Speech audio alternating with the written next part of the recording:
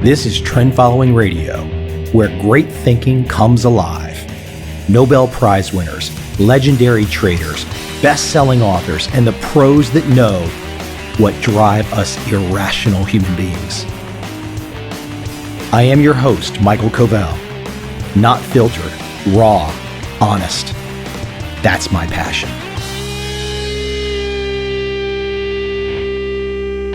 Let's jump right in to the heart of the matter, the confusion of trend following. Trend following, at its core, is something very straightforward. I would dare call the concept, as written down, simple. But understanding, having it deep in your bones, it takes a little time. You have to digest a little. You have to know something outside of trading to it. Perhaps helps to know a little bit about the work of Daniel Kahneman, for example. But trend following is very straightforward. Now, in the academic circles, they call this time series momentum, which is very different than cross-sectional momentum. Now, I already sound academic out of the gate. I'm not trying to, but this is what some people call these things. Trend following, time series momentum, relative strength, cross-sectional momentum. Very, very different strategies, except that there's a momentum component. But they're not the same at all. Time series momentum is trend following. I think they invented the term time series momentum because yours truly had co-opted the term trend following. And if they used trend following, well, damn, they'd be giving me free publicity for the last decade. So I think they invented this time series momentum. But look, time series momentum, that's not as sexy as sounding as trend following. And frankly, it's not as explanatory. It's not descriptive. Think about why trend following excels. You wake up and you say, I'm going to track this portfolio. I'm going to follow this group of markets. Let's say it's 20, let's say it's 40, let's say it's 100. Now, at the beginning of the year, January 1st, you have no earthly idea what is going to happen. You can't predict a damn thing. Nothing. You don't know what's going to happen. You're tracking these 20 plus markets and you're waiting. What's going to happen? What's going to happen? Boom, coffee takes off. You did not know that you were going to be riding coffee. You had no clue at the beginning of the year, but it takes off. Oil takes off in the other direction. Now you're riding coffee and oil. Each year, each and every year, where you get your profit from in a trend following strategy could be different. That's what's so cool about it.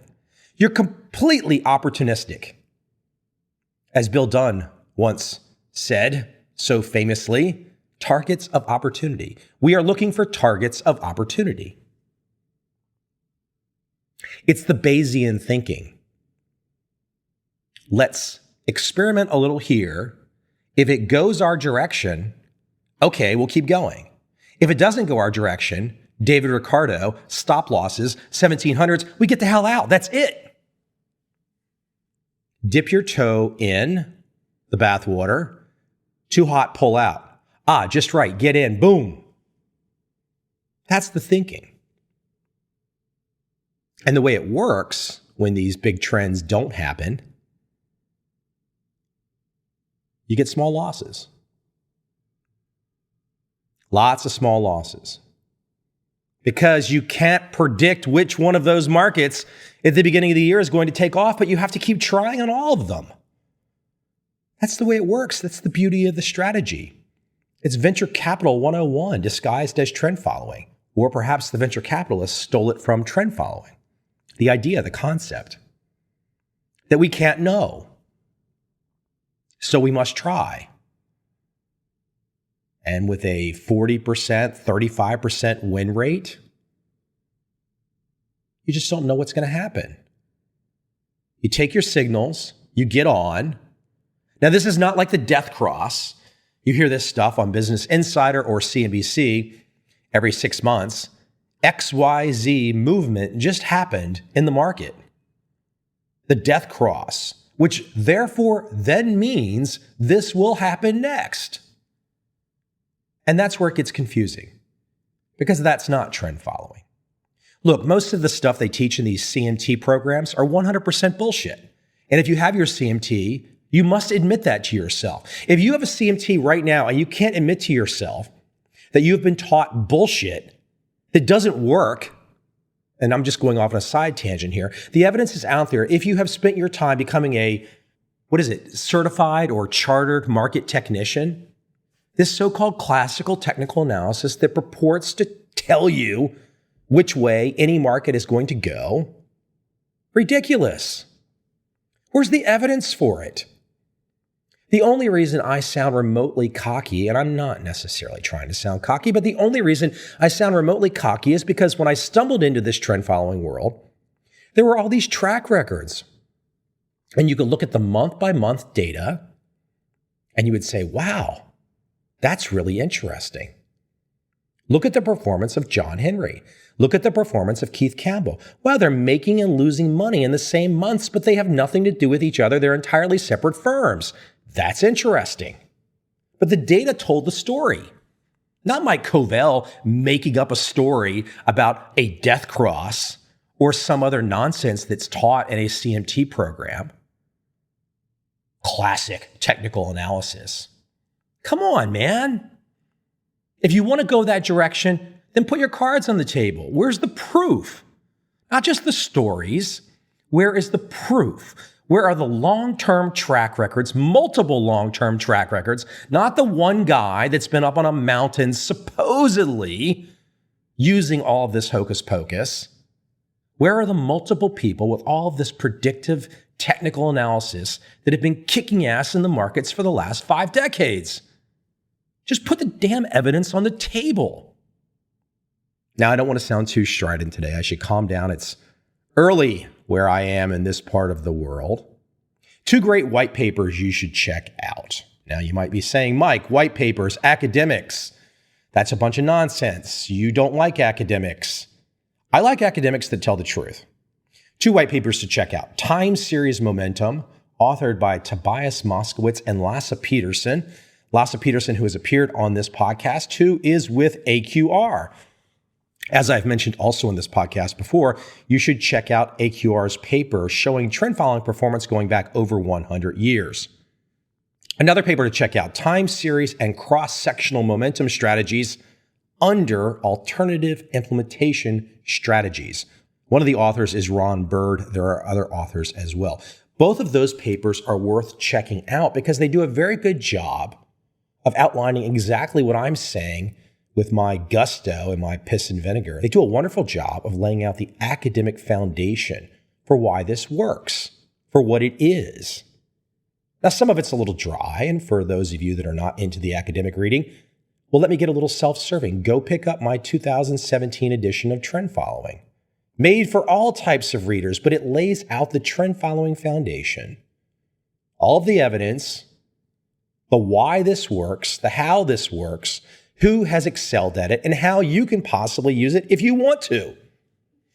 Now, I would like to think after nearly 20 years of going down this path that we could all agree that trend following is trend following is trend following. This is what it is.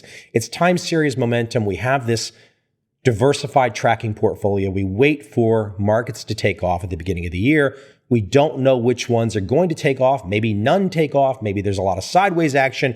Maybe some of them really go off in a crazy huge direction. Maybe a lot of them go off in a crazy huge direction. What this leaves you with is unpredictable performance. Now, over time, a good trend following strategy indeed has performed over time. But in the short term, you don't know what's going to happen.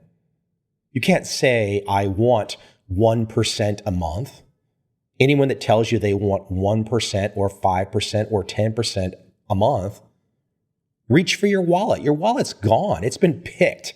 It's not in your pants anymore. Now, if you get off on that, if you like having your wallet picked, I'm not here to, really beat you up too much if you want to have the fantasy that you can make a certain percentage each month and that's it. Or if you're the person who says, I want to make 12 to 15% a year with never a greater than 20% drawdown. Who makes up these rules?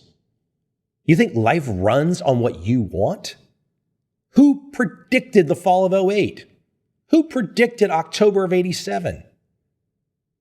Stuff just happens, man. That's life.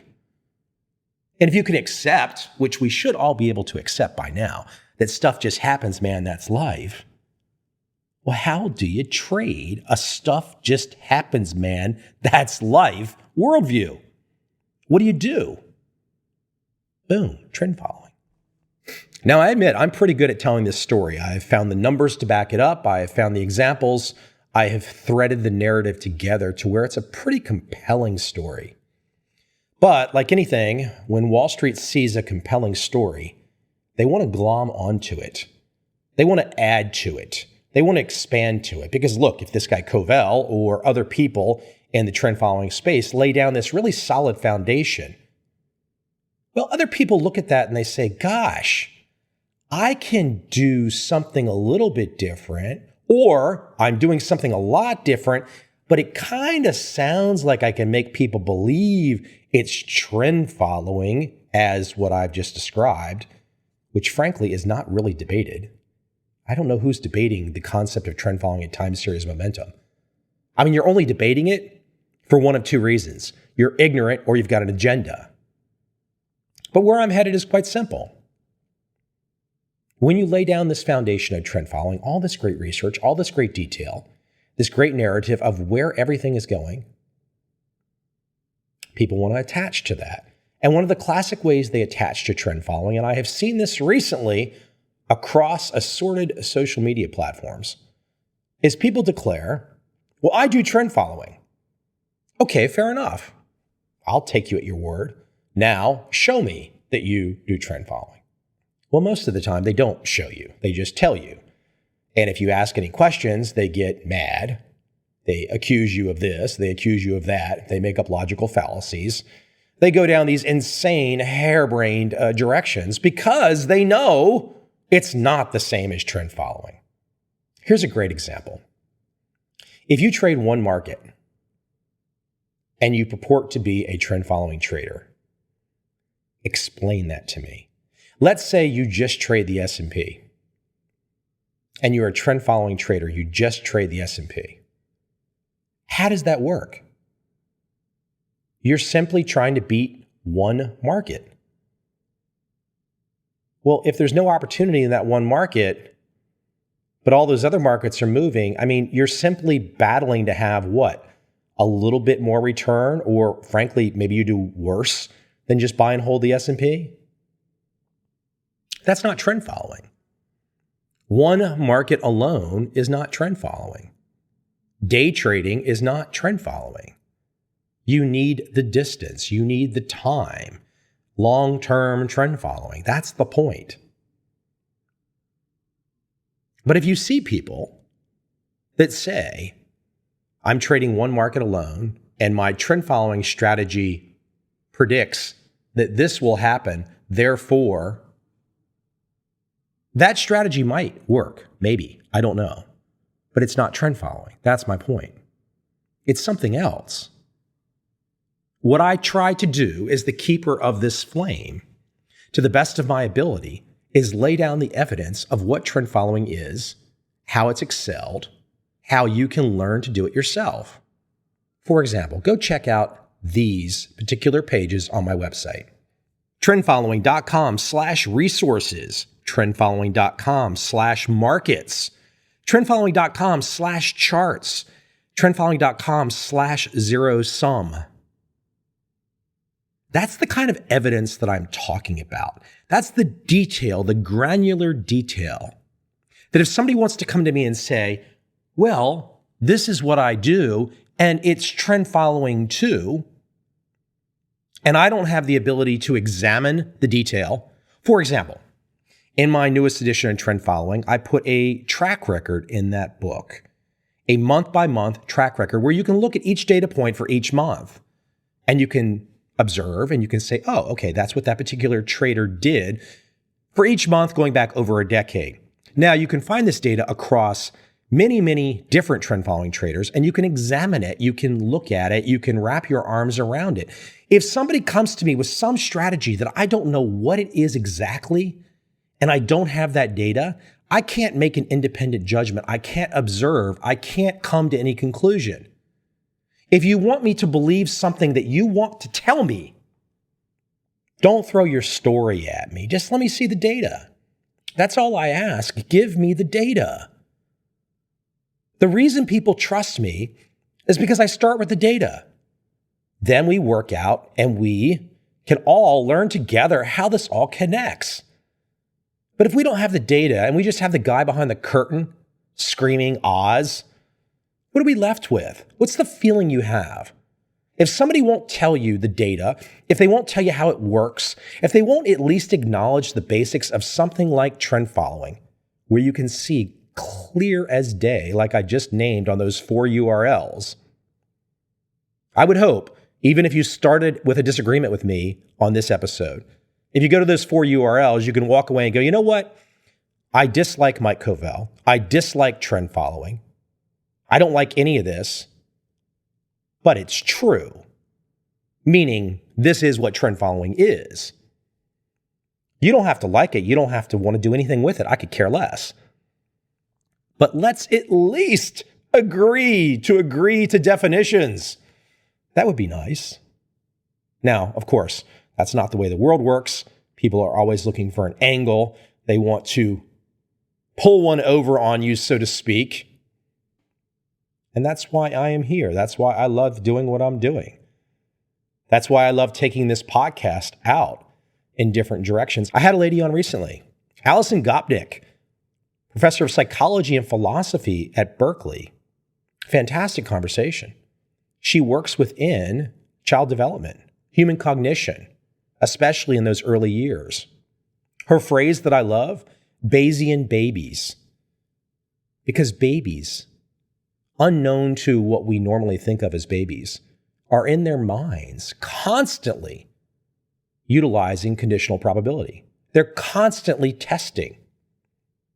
If a baby goes down one direction and it works, that baby will keep going down that direction until it stops working.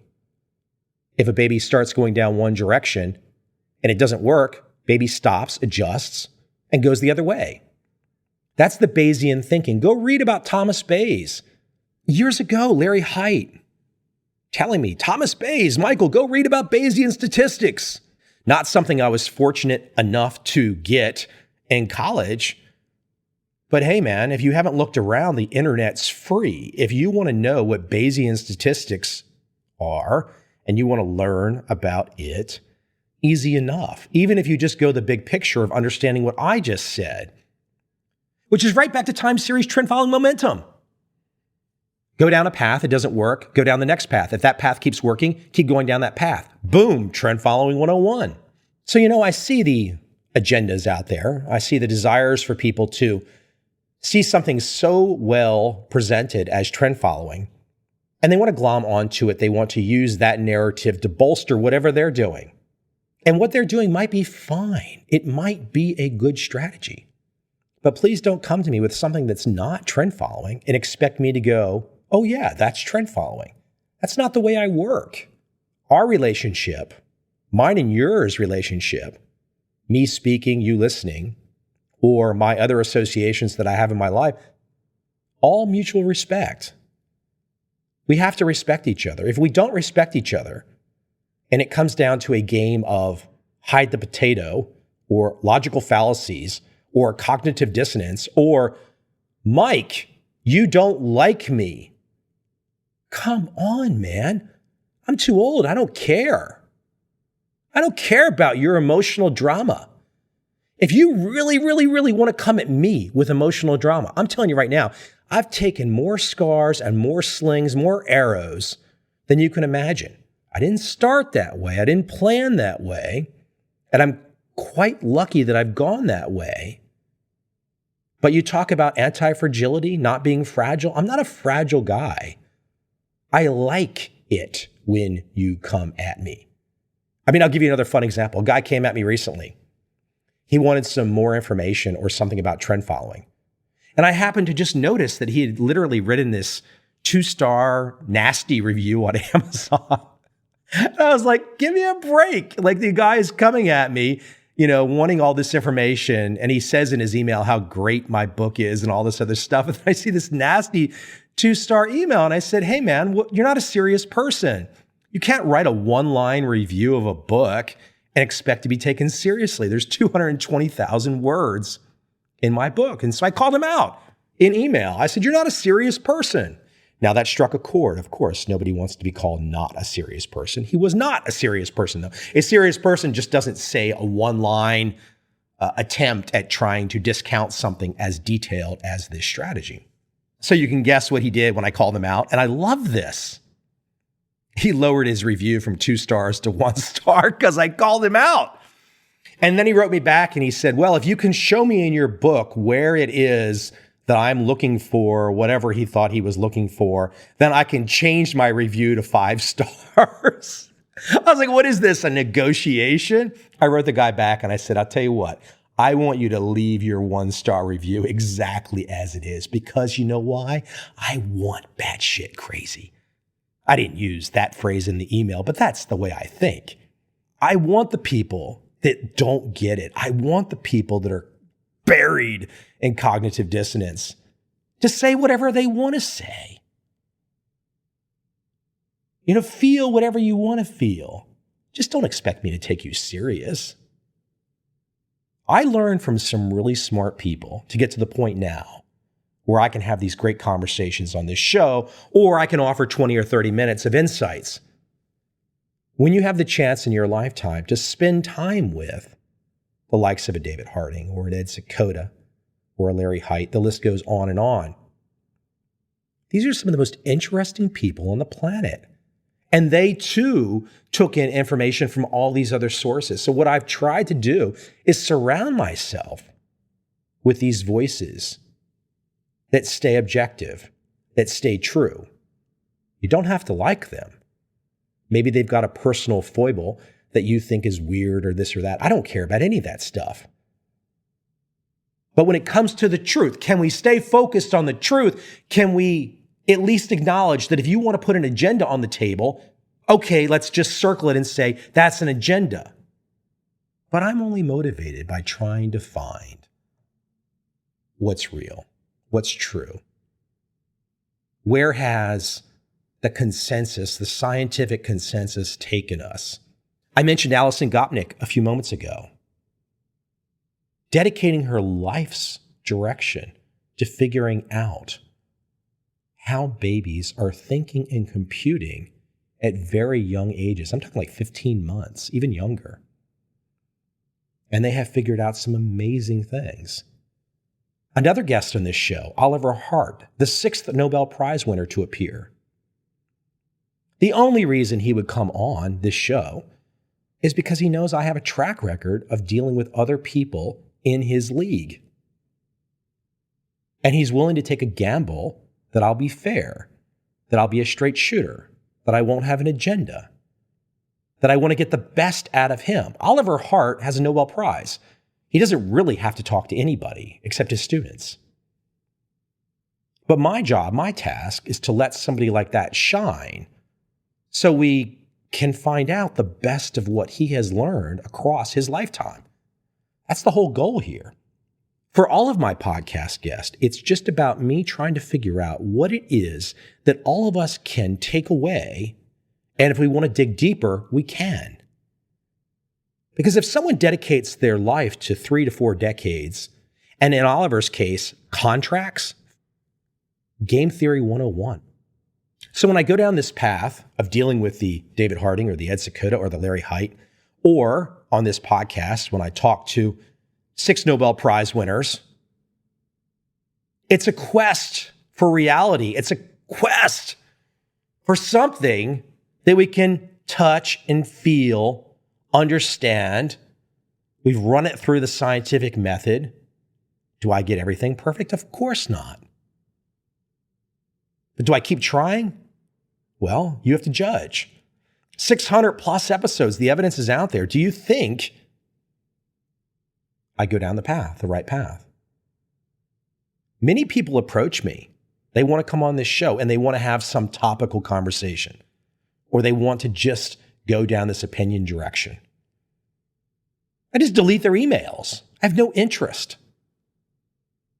I don't just have anybody on this show. I have voices who I think have a similar foundation to me. Their style might be different, their content might be different, but they're digging, their process to get to the insight, their insights. Can we relate to it? Can I relate to it? That's what I want. So tying this all together, when you think about trend following, something very concrete, defined, go look at those 4 URLs I mentioned, trendfollowing.com/resources/markets/charts/zero sum. Think about the Nobel Prize winners that I've had on this show. Go listen to each of those episodes. Go listen to the episode with Robert Aumann, game theory guy. I mean, just amazing insights. And I beat this dead horse because I got to tell you, don't come at me with the drama. I don't want it. I don't care. I don't care who you are. If you want to appeal to me with emotion alone, you've lost. I know you've lost. You know you've lost, but you just think you're so damn smart that you can fool everybody. Knock it off. Get real. Put the evidence out there. Let us all learn. And then we've got something. That's all we can ask for. That's all we should want every damn day.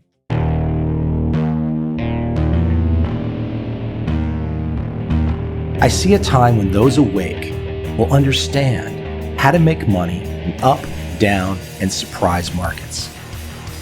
Whether new trader or experienced, college student or financial advisor, protecting against a crash or just trying to make a lot of money, trend following offers everyone an answer in uncertain times. To get started immediately, send me an email, michael@covel.com. I will send you the right trend following steps to take along with my free video. But if you want to buy and hold, trust the government and trust Wall Street, this is absolutely not for you.